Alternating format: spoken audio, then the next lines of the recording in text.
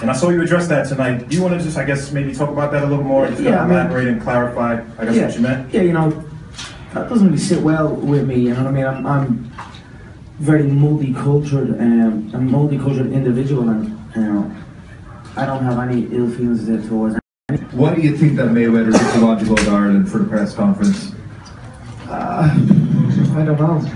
The Irish are crazy, so would you want to? I mean, well, you're Irish. You'd love to go. It was an agreement that if one was out, then the other was out. So if we had to go to Ireland, then we would have to go to Vegas and maybe his other place in Detroit or somewhere. So it was kind of like.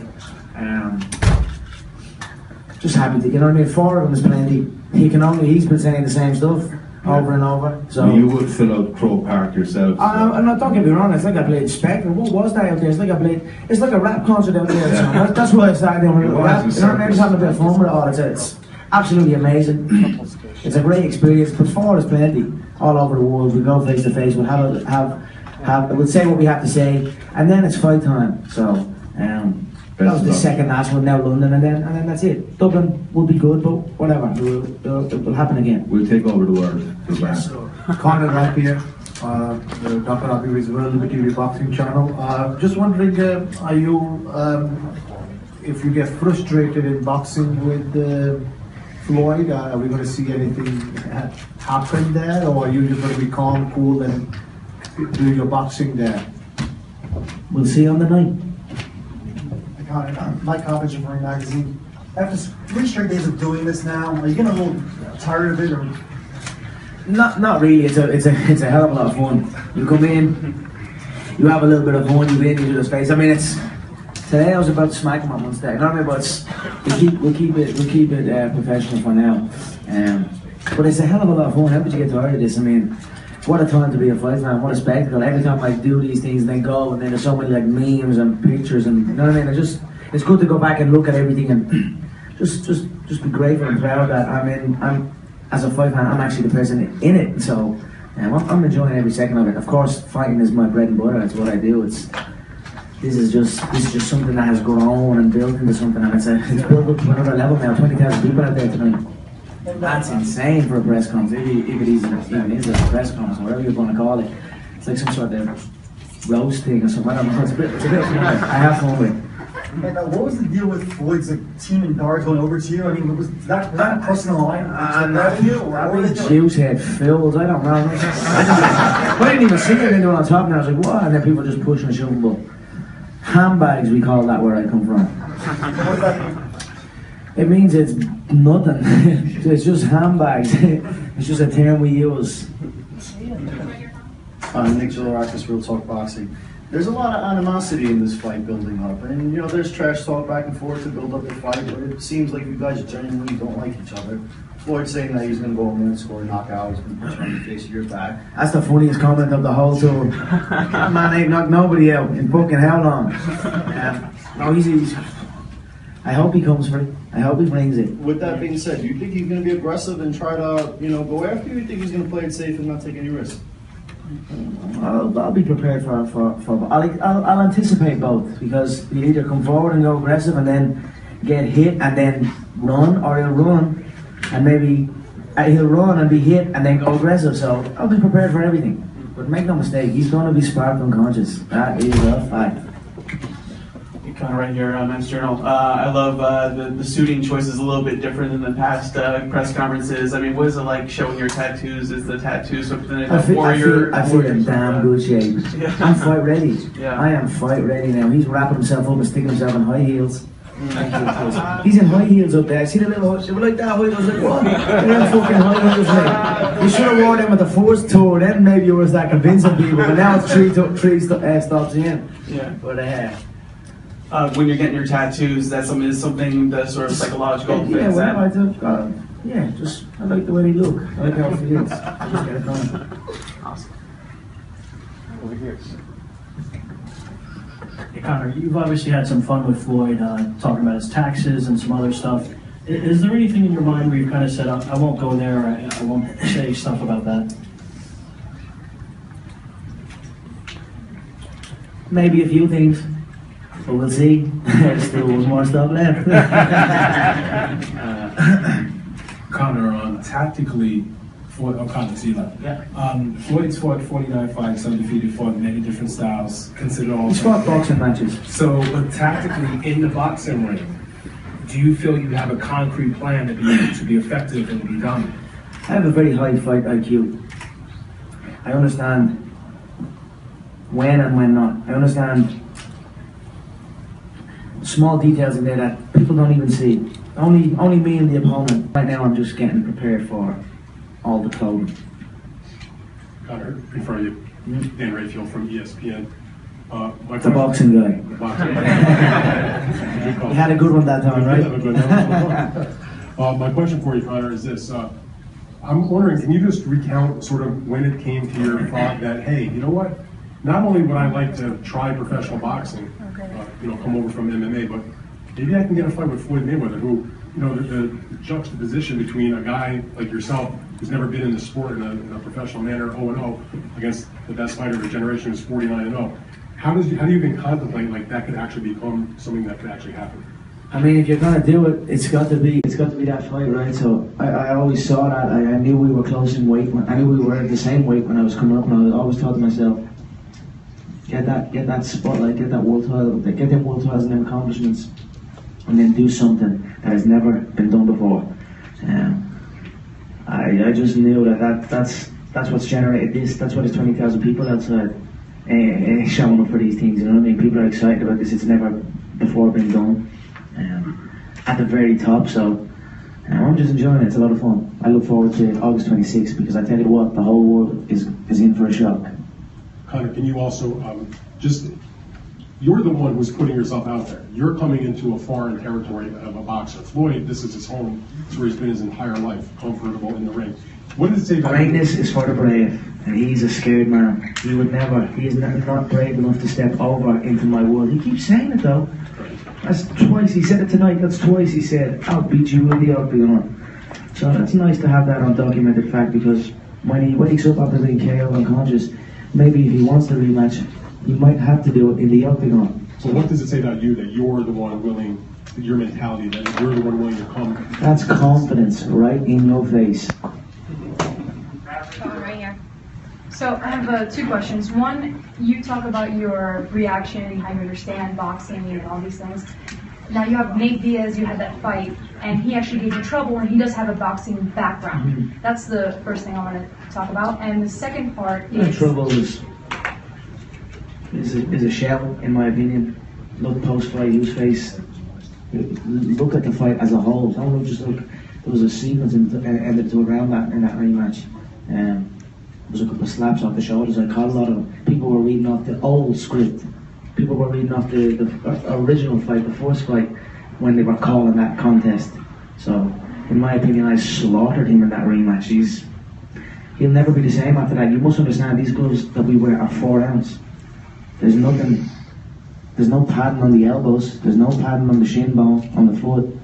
It's like going through a car crash. A 5-minute round in MMA. That's why I'm saying this here.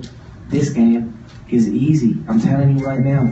I wake up feeling so good. You know what I mean? There's not a niggle on my body, and I'm getting in super shape. So I don't believe I was troubled. But carry on. The second part is I've watched you from UFC, and any fight that was at all, I think, somewhat a threat or a little bit of trouble mentally, in your sense, you have this chewing manner, like you would chew excessively. Are you nervous? Is that why you do such actions? I'm just chewing. When, as you do. Was I eating something? Yeah, you're chewing gum. I don't know what you're doing. There you go. I got some gum in my mouth, lady. I'm chewing the fucking gum. I tell you what, let me look at you for 24 hours and start finding what you do and what you don't do. It'll teach you that. I don't know, lady. I have gum in my mouth. I was chewing it. Maybe when something's getting on me, I may chew it a little bit harder. I don't know. But thanks for noticing, though. Keep looking, baby. Yeah, look harder. Do you think it's actually getting into your head? Who? Mayweather. Nothing can faze me here. Nothing. Look at me. I'm fucking topless with a mink coat. It takes balls to throughout this. He hasn't taken that hat off. I actually tried to hit it and the thing was glued to his fucking head. I want to see what's under that hat. I'm starting to fucking think, what the fuck is under that hat? Because that's even giving him a false sense of security on the size. That's a peanut underneath that thing, I swear to God. So. I don't know. No, not the faces me, lady. Fuck off. What's your reaction to Floyd kind of throwing the Irish flag on the floor like that? What went through your head? I threw it at him yesterday, so I let him away with it today. So that was it. Whatever, it's all fun and games. The ones, he threw the ones. I knew something was coming, the fucking ones. He could have got $100 bills, for fuck's sake. The amount he's thrown, if it wasn't $100 bills, would have been about 5-6 grand. But he still takes the ones. But it's some buzz, I'm not gonna lie, it's fucking amazing. It's amazing. I mean, I'm 28 rocking around here topless with a link on, about to fight this little fool in half a fight. I can't believe it, like half a fight. You mean they can't kick me and elbow me and choke me and try and do that? I just got to, and I get to put on bigger gloves and boots and all? No problem. So I'm just a happy young man, full of confidence, loving life. Conor, Josh Grafer from Fight Hub TV. Now, in the last couple of days, people over here, Conor, people have been kind of scoring the press conference. Yeah. First day, they gave you a 10-9. Second day, they gave you a 10-8. If you had to score your performance today, you gave me a 10-9 in the first one? Me? I gave you a 10-9 in the first one. Yeah, I thought I got the first one. I thought I got the first one. I'll tell you why I thought I got the first one, because I was set up. He has his little DJ. It's his DJ, and the motherfucker didn't even play music. I didn't even get told I was coming into the crowd. Now all of a sudden I'm banging in the middle of the crowd. Didn't get told nothing about nothing. So I think I pulled it together in that first one. It was my first time under that spotlight, and then we had the exchange with Senior. I thought I definitely. I mean, all you gotta do is who went viral. That suit went everywhere. The exchange with Senior. I whooped his ass in the first one. The second one was a 10-7. Today was interesting. It was good.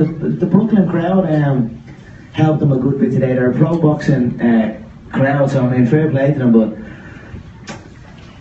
I still think I took that one, but it was a good one. I think he repeats himself a little bit too much. I came out with a little bit of something. I hit 50 up, gave respect to Biggie. I hit on a few little different topics. Outside of him, he kind of picked up his phone and all. He picked up the daughter gave him the phone and all, whatever, all that shit. And what he's talking the same stuff. So, but he was a little bit better, and the crowd helped him at the time. But I'd probably give today maybe a draw. 2, we'll say I won 2 and that today was a draw. Or maybe I'm fucking being too generous. I think I might whoop his ass today, actually. I'd have to look back and fucking hear that, actually, you know what I mean? Because sometimes I always think that. After a fight, I'm like, fuck, that was a shit performance. I can't believe that. What was I fucking doing? And then I look at the fight, I'm like bleeding Bruce Lee in there. And I'm like, what was I thinking? So I'll hold judgment until I watch some highlights back. But it was a great one. I mean, it's such an enjoyable experience for everyone involved, the fans and all. We're having a good time with it. And but I tell you what, those fucking juice heads, what were they asked? And I'll slap the head off all of them. It's gonna, if something like that happens in the next one, something will have to happen. You know what I mean? You gotta let it go. But if something happens, all right, those fools that trying to step up onto my shit, we'll see them, because he turns his back to me many times. He walks to and from. He's not really truly switched on. I never turn my back. I'm always kind of switched on around everything. I wouldn't even stand, like, if I enter a room, I have to know where the exit is, where, you know what I mean? I know what's around me, he's kind of flopping around, getting a little bit floaty. I could just latch onto his neck. and I really mean that. And by the time it takes anyone to break the grip around his neck, he's already slept. It takes 3 seconds to sleep a man. I said at the last one, it takes 3 seconds. You wrap around the neck and you strangle. It takes 3 seconds to sleep a man. It'll only take me 2 seconds, because he's never even experienced something like this. So I'm just telling him and those little juice head fools that he has with him, be careful. What exactly did the security do? Can you please wait for the mic to ask a question? Start with the gentleman that's been waiting. Thank you. Hi, Conor, over here. Matt Cole with Art Boys and the Mac Life. Yeah. Last time I saw you, first of all, you had just that night announced the birth of your son, and the potential birth of your son at that point. Congratulations on Conor Jack. Thank you so much. Boy. Thank you. It seems to a lot of people that if Floyd doesn't finish you, that it's a total loss for him, being your inexperience in the boxing world. If you finish him, you will instantly become the biggest sports star on earth. Would you plan to go back to the UFC at that point, if you don't mind me asking, or or is that it? Is that as family time? Oh, certainly not. I mean, it certainly is family time. It's always family time, but it's certainly not it. What, like right off, or as in boxing or fighting or what? What are you talking about? I mean, if you knock him out, you are the biggest sports star on the planet. Yeah, I'm going to enjoy myself for a little bit, buy a couple of more things, flash them around, and just enjoy life for a little bit. But keep doing what I'm doing. You have to understand, I'm 28. I'm actually 29 tomorrow. My birthday's tomorrow. Thank you. I love the 28 bollocks. Why is that only 28? No, yeah, I mean, I'm only a young man, and I'm fairly untouched. If you look through my career, for such a dangerous game, I'm not. I haven't gone through big wars. Maybe I've gone through some, but not compared to some others in the game. So I'm very young in my career, and when I sleep Floyd, I will certainly look. I will keep an eye on the boxing game, 100%. I'll keep an eye on who's there. All it will do for me is it'll give me more options. But my options will stay open. I may box. I may continue to fight in the UFC, but I certainly will do both. You know what I mean? It's which is which, or which one next. All that type of stuff I don't know, but I certainly will continue to do both. Thank you. Happy birthday. To your right, Conor. Hey, Conor, my name's Mario. How you doing? Very good. How are you? How's the sparring going for you? 10, 12 rounds. You feel after 4 or 5 rounds, you're hitting him with everything, and this guy's still there. Now these latter rounds, do you think? How do you feel? Are you doing the 10 and 12? It's a 3-minute round. 2 minutes shorter than I'm used to. There's no up and down. There's no scrambles. There's no lift on the leg this height for kicks. There's no jumping through the air. There's no 360 spins. There's no clinch work against the fence. He's gonna feel like he's wrestling a bear when we tie up for the first time. You know what I mean? And he's gonna be like, no matter what. I come from the game where we grapple, and he boxes. But what a human does under stress and fear, no matter what skill set they possess, they grab. That's just a human reaction. We grab and hold and try and that's what they do. But when he tries to grab and hold me, he's not just grabbing and holding a boxer. He's grabbing and holding a serious specialist in the clinch. You know what I mean? You're talking like there's Greco-Roman wrestlers that like all they do is fight in the clinch. They can only attack the upper body. There's some. That's what I'm trying to say. Like he just does not understand what he's in for, and he's not going to keep me off him. He is not going to keep me off him. He's too small. I'm going to have my way with him. So that's where I'm coming from. In the 10 and 12 rounds, like they call them the dog rounds, do you feel like you're there like a 10 and 12 rounds? I will be. I've been sparring as well. No problem. Yeah. Switching bodies. I bring them in. I have a referee also for spars. We were advised to bring a referee in so we can acclimatise to the rules, just how certain details in the fight, what the ref flags and what the refs, you know what I mean, just like that. So, and then I'm bringing people in, and we're facing off. It's a fight. We're having fights in the gym. So I'm having a lot of solid boxing fights already, behind closed doors. So I'll be ready. Make no mistake, I'll be ready. I will be ready for 12, but he's going down in 4. All right, Conor, here in the middle. Champ Creed, Fox Sports Radio. Your stance is more of a traditional karate, Jeet Kune Do stance, and you move very well north and south. Floyd, his elusiveness allows him to move east-west, and he tends to throw his opponents off balance before they can plant and throw the power shots. With your boxing training, and there's such limited amount of time, how have you found a way to balance your energy with the movements that come with boxing as opposed to what you traditionally study for in MMA? Yeah, a karate style is one of my stances. But I can stand many ways. I can attack many ways. I can attack from both stances. I can switch up, go from a karate stance to a taekwondo stance. I can go to a boxing stance. I can go to a Thai boxing stance. There's many different ways to stand in front of a man, and I know every shot he throws. I know what to expect. I've seen it before. He does the same stuff over and over again, similar to tonight, saying the same stuff over and over. So we're preparing. But him, he knows nothing. He knows absolutely nothing of what way I'm going to approach this fight and what way I'm going to come at him. So that's a beautiful position I am in. So I look forward to exploiting that and getting that knockout win. All right, and the last thing is speak to your ability of visualization. MGM Grand, before you fought Dustin Poirier, a woman came up to you and said, "Hey, are you a fighter?" And you said yes. And she said, "Did you fight Floyd Mayweather?" You said no, but I'm gonna knock him out like I'm gonna knock out Dustin, right? This was years ago. I see you about maybe 2 years later, and then you bring up the fact that you will be the king of Las Vegas. Someone in the crowd says, "But you gotta beat Floyd," and you said he can get it too. And now here we are. Can you speak to the level of how you verbally speak these things and they come to exist? Where did you learn that trait to visualize these things? I tell you, it's been one hell of a journey. It's been one hell of a journey. 4 years I'm signed to the UFC. I was able to rise up, capture the 2 gold belts, capture all the records, and now I'm facing the current #1 guy in boxing.